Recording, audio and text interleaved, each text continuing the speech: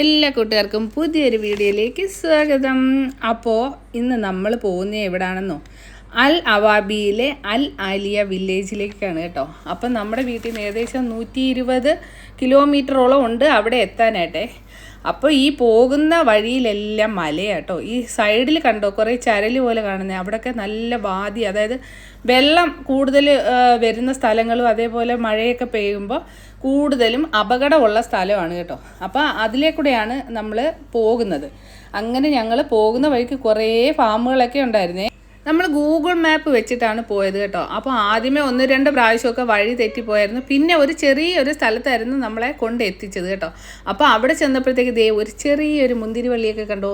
അപ്പം നമ്മൾ വിചാരിച്ചു ഇതാണോ ഇനി ഫാമെന്ന് വിചാരിച്ചിട്ട് ഒരു കൺഫ്യൂഷൻ ഉണ്ടായിരുന്നു. അവിടെ ഇതേപോലെ നാരകവും അതേപോലെ ചോളവും വാഴയും ഒക്കെ ഉണ്ടായിരുന്നു കേട്ടോ. പക്ഷേ നല്ല ഒരു എന്താ പറയുന്നത്, നമ്മുടെയൊക്കെ നാട്ടിലെ പോലെയുള്ള ഒരു പ്രകൃതി രമണീയമായ സ്ഥലമായിരുന്നു നമ്മൾ ഈ പോയ സ്ഥലം. അപ്പോൾ അവിടുന്ന് ഒന്നും കൂടെ ഒരു കൺഫ്യൂഷൻ വന്നിട്ട് അങ്ങോട്ടും ഇങ്ങോട്ടും ഒക്കെ വഴിയൊക്കെ ഉണ്ടായിരുന്നു. അപ്പം നമ്മൾ അവിടെ കുറേ ഇങ്ങനെ ചുറ്റി കറങ്ങി കേട്ടോ. അപ്പം അതിലേക്കൂടെ പോയപ്പോഴത്തേക്ക് ഈ കുഞ്ഞു മുന്തിരി ആണെങ്കിലും അതിൽ കണ്ടോ നിറയെ മൊട്ടൊക്കെ വന്നിട്ടുണ്ട്. അതേപോലെ കുറച്ച് അകത്തേക്ക് നമ്മൾ നടന്നു പോയിട്ടുണ്ടായിരുന്നു കേട്ടോ. അപ്പം എന്താണെന്ന് നോക്കാനായിട്ട്. അപ്പോൾ അകത്തേക്ക് പോയപ്പോഴത്തേക്ക് അവിടെ എല്ലാം നല്ല മരങ്ങളും ഒക്കെ ഉണ്ടായിരുന്നു. പിന്നെയെന്ന് പറഞ്ഞാൽ നമ്മളെ കസ്റ്റാർഡ് ആപ്പിൾ കൂടുതലും ഉണ്ടായിരുന്നു. ഈ കാണുന്നത് ഉള്ളിയാട്ടോ, അതിൻ്റെ ഇടയിൽ തക്കാളിയും ഒക്കെ ഉണ്ടായിരുന്നു.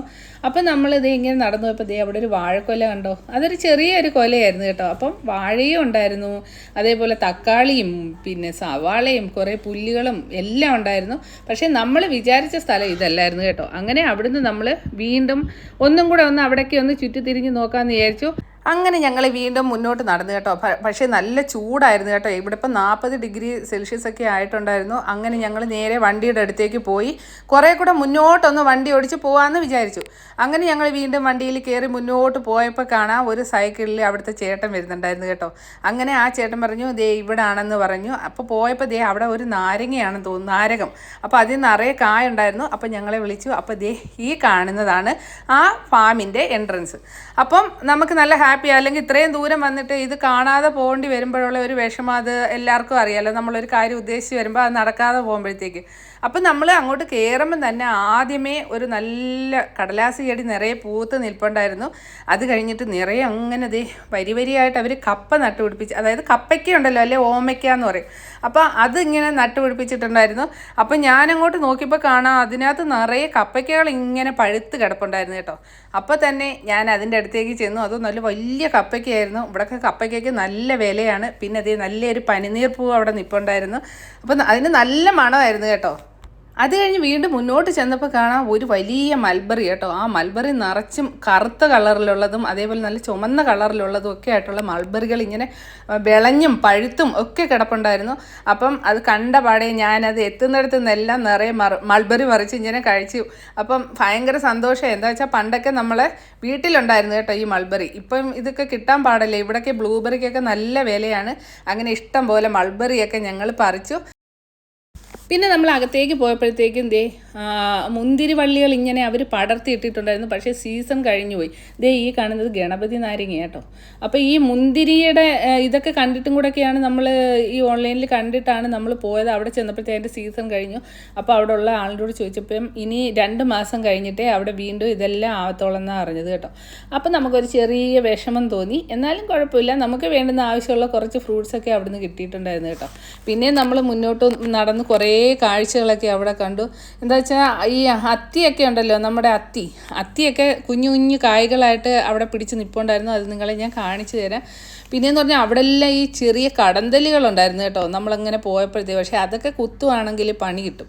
അങ്ങനെ അതൊന്നും കുത്താതെ സൂക്ഷിച്ച് വളരെ മുമ്പോട്ട് പോയപ്പോഴത്തേക്കും കാണാം അവിടെ മാവിലെല്ലാം പൂത്തിട്ട് മാങ്ങയും കുഞ്ഞു കുഞ്ഞു മാങ്ങകൾ ഇങ്ങനെ വന്നിട്ടുണ്ട്. അതേപോലെ കണ്ടോ കുഞ്ഞു കുഞ്ഞു മുന്തിരിങ്ങളായി വരുന്നതേ ഉള്ളൂ. 2 മാസം ആകുമ്പോഴത്തേക്ക് കായ് വരുമെന്നാണ് അവിടെ നിന്ന് ആ ചേട്ടൻ പറഞ്ഞത് കേട്ടോ.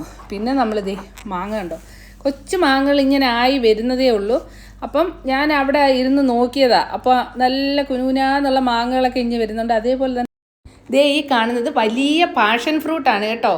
ഇതിൻ്റെ പൂ കാണാൻ എന്തൊരു ഭംഗിയാണെന്ന് നോക്കിയത്. നമ്മുടെ നാട്ടിലൊക്കെ ചെറിയ പാഷൻ ഫ്രൂട്ടല്ലേ കണ്ടിട്ടുള്ളൂ. പിന്നെ ഈ കാണുന്നത് ഇളന്തപ്പഴം കേട്ടോ.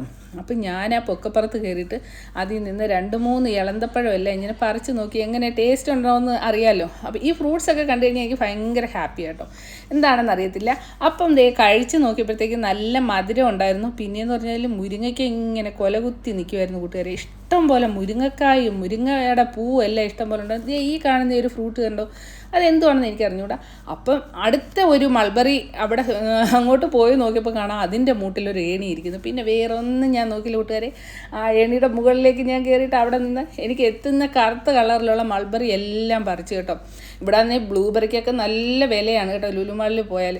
അതേപോലെ ഇതേ ടർക്കി കോഴിയുണ്ട്, നാടൻ കോഴി ഉണ്ടായിരുന്നു കേട്ടോ.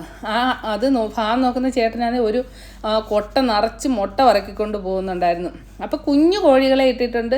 അതേപോലെ തന്നെ ഇതേപോലുള്ള കുറേ കോഴികളെയൊക്കെ ഇങ്ങനെ വളർത്തുന്നുണ്ടായിരുന്നു കേട്ടോ.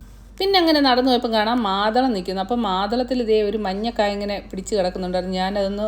അതൊന്നുള്ളിൽ ഇങ്ങനെ എടുത്തിട്ട് നോക്കിയപ്പോൾ കാണാം അതിനകത്ത് മൊത്തം കറുത്ത കളറായിരുന്നു. പിന്നെ വലിയ റോബസ്റ്റയുടെ കൊലയുണ്ടായിരുന്നു. അപ്പം ഞാൻ ആ ചേട്ടൻ്റെ കൂടെ ചോദിച്ചു, ഞങ്ങൾ കുറച്ച് മുരിങ്ങയ്ക്ക പറിച്ചോട്ടേന്ന്. അപ്പോൾ ആ പുള്ളിക്കാരൻ പറഞ്ഞു വേണ്ടുന്നത് പറിച്ചുകൊണ്ട് പോകാൻ പറഞ്ഞു, ഇഷ്ടം പോലെ പറിച്ചുകൊണ്ട് പോകാൻ പറഞ്ഞു. എന്താ വെച്ചാൽ അവിടെ നിന്നാലും അത് ചിലപ്പോൾ കേടാവുന്നത് കൊണ്ടായിരിക്കും. അപ്പം ഞാൻ അവിടെ നിന്ന് ഒരു പൊക്കപ്പുറത്തോട്ട് കയറിയിട്ട് ആ വിളഞ്ഞ് എനിക്ക് കൈ എത്തുന്ന മുരിങ്ങയ്ക്ക് എല്ലാം ഞാൻ പറിച്ചുകൊണ്ട് ഈ കാണുന്നത് ഫിഗാണ്. അതായത് നമ്മുടെ അത്തിപ്പഴം ഉണ്ടല്ലോ, അത്തിപ്പഴം ഒരെണ്ണം ചെറുതായിട്ടൊന്ന് കളർ വീണിട്ടുണ്ടായിരുന്നു.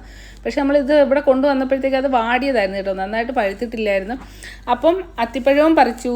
നമുക്ക് മുരിങ്ങയ്ക്ക ഇഷ്ടംപോലെ കിട്ടി. ആ ചേട്ടൻ നമുക്ക് വേണ്ടുന്ന മുരിങ്ങയ്ക്ക തന്നിട്ട് ഒരു കവറൊക്കെ കൊണ്ട് തന്നു. അപ്പം നമുക്കുള്ള ആവശ്യത്തിനുള്ള മുരിങ്ങയ്ക്ക ആ ചേട്ടൻ തന്നു. ഇവിടെ ഈ സീസൺ സമയമാകുമ്പോഴത്തേക്ക് ഇഷ്ടം പോലെ മുരിങ്ങയ്ക്കയും മുരിങ്ങപ്പൂവൊക്കെ സുലഭമായിട്ട് കിട്ടും കേട്ടോ കൂട്ടുകാർ. പിന്നെ അങ്ങനെ ഞങ്ങൾക്ക് കുറേ കപ്പയ്ക്ക അവിടെ നിന്ന് തന്നു കേട്ടോ. ഒരു 5-6 കപ്പയ്ക്കയോളം നമുക്ക് സഞ്ചിയിലാക്കി അതും കിട്ടിയായിരുന്നു. അപ്പം ബായിയൊക്കെ പറഞ്ഞിട്ട് ആ ചേട്ടൻ്റെ കൂടെ ബായിയൊക്കെ പറഞ്ഞിട്ട് നമ്മൾ അവിടെ നിന്ന് ഇറങ്ങി. അപ്പോൾ നല്ല ഒരു ഇതായിരുന്നു. പോയ വഴിക്ക് നമ്മുടെ ആ പൂവുണ്ടല്ലോ, ആ പൂ എന്നെ നോക്കി ഇങ്ങനെ ചിരിക്കുന്നതായിട്ട് തോന്നി. അപ്പം ഞാൻ വിചാരിച്ചു അത് പറിച്ചാൽ വീട്ടിൽ വിളക്കിന് കൊണ്ട് വെക്കാമല്ലോ എന്ന് വിചാരിച്ചിട്ട് ആ പനിനീർ പുഷ്പം എനിക്ക് പറിക്കാൻ ഇഷ്ടമില്ലായിരുന്നു, എന്നാലും എൻ്റെ ഭംഗി കണ്ടിട്ട് ഞാൻ പറിച്ച് എടുത്തതാട്ടോ. അപ്പോൾ വിളക്കിൻ്റെ അടുത്ത് കൊണ്ടുവന്ന് വൈകിട്ടല്ല അതിങ്ങനെ വെള്ളത്തിലിട്ട് വെച്ച് തന്നെ കൊണ്ടുവന്നത്, വാടിപ്പോകുമല്ലോ. അത് പിറ്റേന്നത്തേക്ക് വിളക്കിന് വെക്കാനായിട്ട് അത് മാറ്റി ഇങ്ങനെ വെച്ചിട്ടുണ്ട്. വരുന്ന വഴിക്ക് കണ്ടോ നാരങ്ങയാണ് തോന്നുന്നു, അതോ ഓറഞ്ച് ആണോ എന്നറിയാൻ വയ്യ. അപ്പോൾ ഇതൊക്കെയായിരുന്നു ഇന്നത്തെ യാത്രാ വിശേഷങ്ങൾ. അപ്പോൾ നമുക്ക് കിട്ടിയ ഫ്രൂട്ട്സ് മുരിങ്ങയ്ക്കയാണ്. പുതിയ വീഡിയോ ആയിട്ട് വീണ്ടും വരുന്നതായിരിക്കും. ടാറ്റാ.